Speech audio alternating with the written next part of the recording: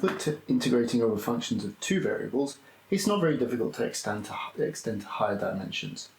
In particular, three-dimensional integrals are really important in physics because space is three-dimensional, so we often have to integrate over quantities which depend on positions in space, such as temperature or pressure or density.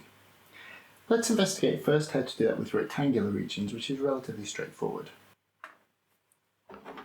So for example, we might have a density function, which depends on a spatial coordinates x, y, and z, and that would then have a mass in a region of space with volume v as a triple integral over v times the volume element dx, dy, dz. So basically, the same rules for double integrals automatically go through for triple integrals. So if I'm dealing with a volume which is just a box with constant surfaces, then it's relatively straightforward, like we saw in two dimensions. So if the volume is given by the set of points in space x, y, and z, where x is bound between two numbers a and b, y between two numbers c and d, and z between two numbers e and f, then this corresponds to a three-dimensional rectangular box in space. And again, the integrals go in the reverse order of the differentials. And we can swap integrals around and so on. So we can swap the order of integration, provided the integration limits are just constants. One use of triple integrals is to find volumes of regions of space.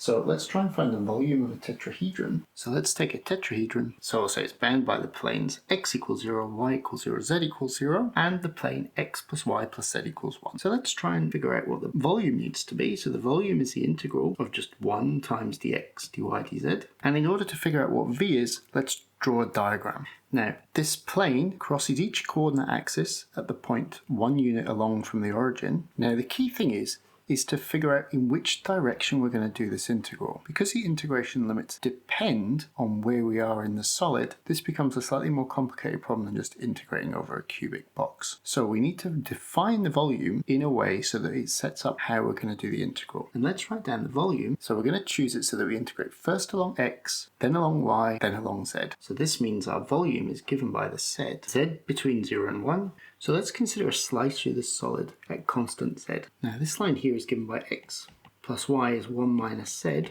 And now if we just consider a top-down view of that triangle, then we have the side of our tetrahedron, which is just the base of the tetrahedron, and then this triangle forms a line in here. And this is given by the line x plus y is 1 minus z, which cuts the y-axis at 0, 1 minus z. So therefore, using this information, we set up our volume integral as a triple integral of dx, dy, dz, and we integrate from x equals 0 up to 1 minus y minus z. Then we integrate from y equals 0 to 1 minus z, and then from z equals 0 to 1.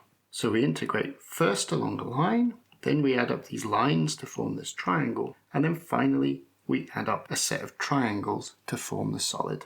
So now after figuring that out, we now just do the integral. The actual integration, the first integration just gives us an x, and then we substitute for the limit. And the x integral just gives me x, which becomes 1 minus y minus z. Now we do the y integral, but remember we treat z as a constant. We're integrating in the plane where z equals constant, where that triangle is. Now again, we substitute in for y equals 1 minus z. And this now just becomes a polynomial in z to integrate, which comes out to be 1/6.